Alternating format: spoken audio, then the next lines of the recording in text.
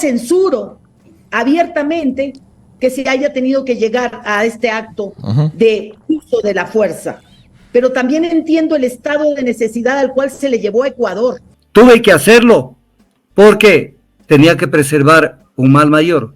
O sea, tuve que asaltar la Embajada de México para evitar que Glass sea conducido como asilado a México. Y esto es lo que está justificando Mónica Palencia.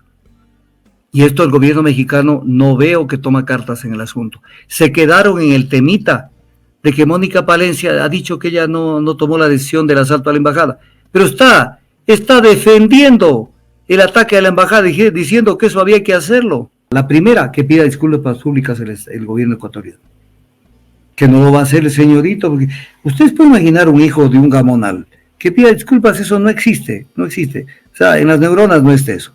Él no va a pedir disculpas. Been condemned by every Latin American country except for El Salvador, and the United States, your staunch ally, condemned what happened at the embassy. So the obvious question is, Mr. President, do you have any regrets? Zero. Eso es lo que pasa aquí. Se abren, al menos si están en el poder. Recuérdense, antipatria, los que van de la en talazo. También dijo antipatria y no sé qué. O sea, porque tienen el poder. Y tienen la fiscalía, pues tienen todo, y tienen las cortes, tienen todo. Y no hay un juez que salga con una sentencia, una resolución decente.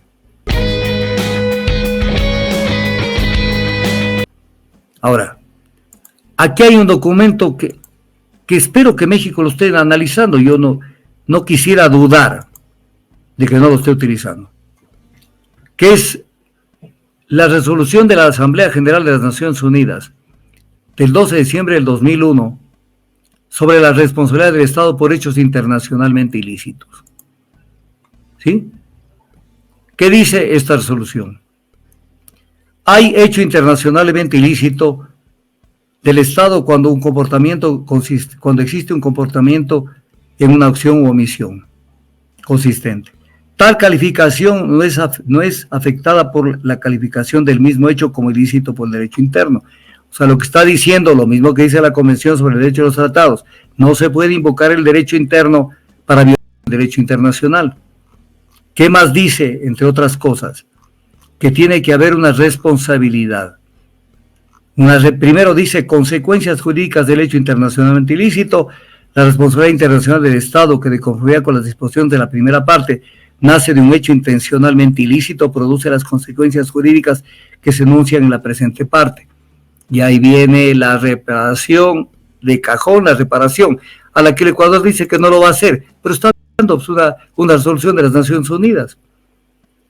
En el artículo 32 de esta resolución de Naciones Unidas dice irrelevancia del derecho interno. O sea que no puede el Ecuador alegar cosas locales. Dice el Estado responsable no puede invocar las disposiciones de su derecho interno como justificación del incumplimiento de las obligaciones que le incumben en virtud de la presente parte. El famoso estado de necesidad. ¿Qué es el estado de necesidad? El estado de necesidad, para que el pueblo ecuatoriano me entienda de una manera muy sencilla, es cuando alguien alega que ha cometido un mal menor para evitar un mal mayor. Esto es lo que dijo la ministra Palencia.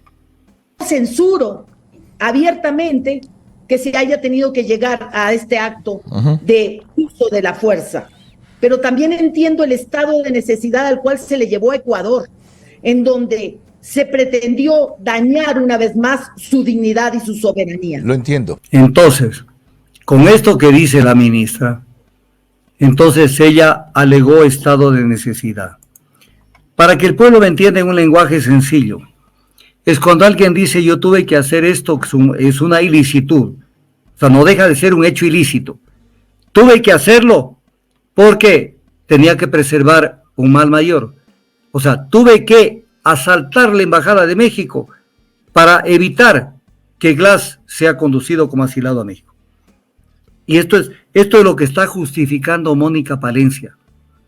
Y esto el gobierno mexicano no veo que toma cartas en el asunto. Se quedaron en el temita de que Mónica Palencia ha dicho que ella no tomó la decisión del asalto a la embajada, pero está defendiendo el ataque a la embajada, diciendo que eso había que hacerlo. ¿Y qué dice esta resolución de la ONU sobre el estado de necesidad? Ningún Estado puede invocar el estado de necesidad como causa de exclusión de la ilicitud de un hecho que no esté de conformidad con una obligación internacional de ese Estado, a menos que ese hecho sea el único modo para el Estado de salvaguardar su interés esencial contra un peligro grave e inminente. ¿Cuál es el peligro? Que le den el asilo, no el asilo, ya le dieron, que le den el salvoconducto, que lo saquen en Glass al exterior. O sea, era preferible asaltar la embajada a que Glass salga asilado.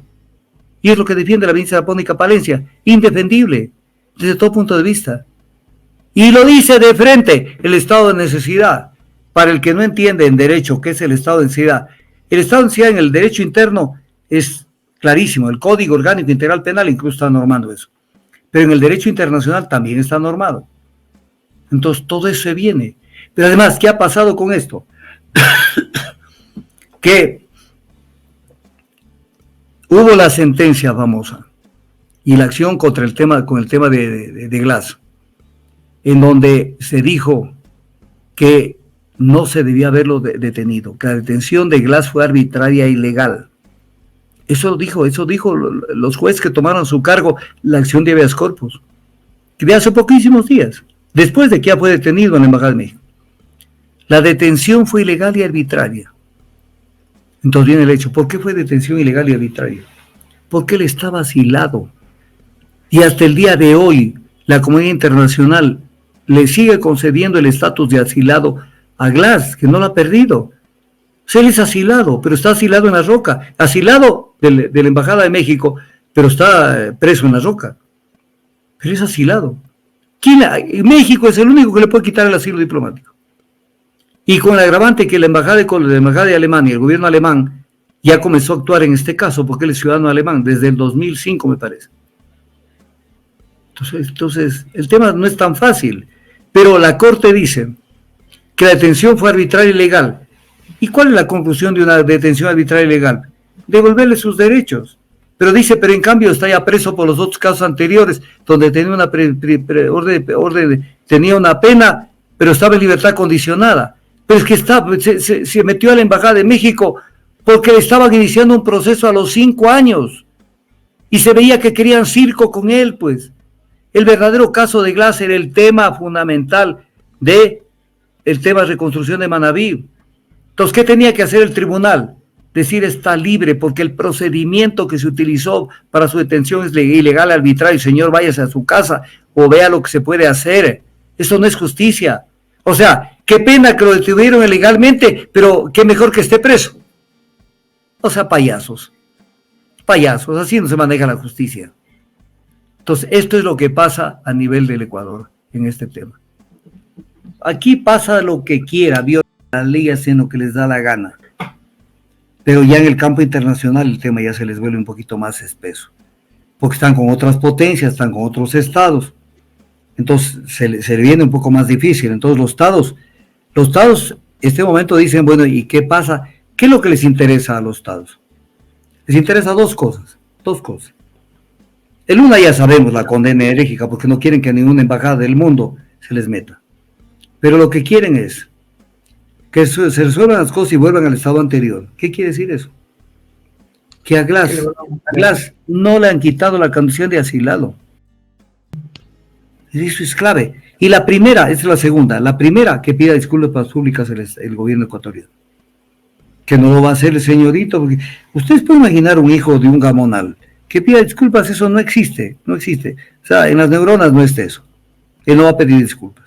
Been condemned by every Latin American country except for El Salvador, and the United States, your staunch ally, condemned what happened at the embassy. So the obvious question is, Mr. President, do you have any regrets? Zero. Why? Because I think we're on the right side of history. And also, they also condemned the fact that some governments use their embassies as when with the facade of a political refugee, but it's actually for impunity. It's actually to save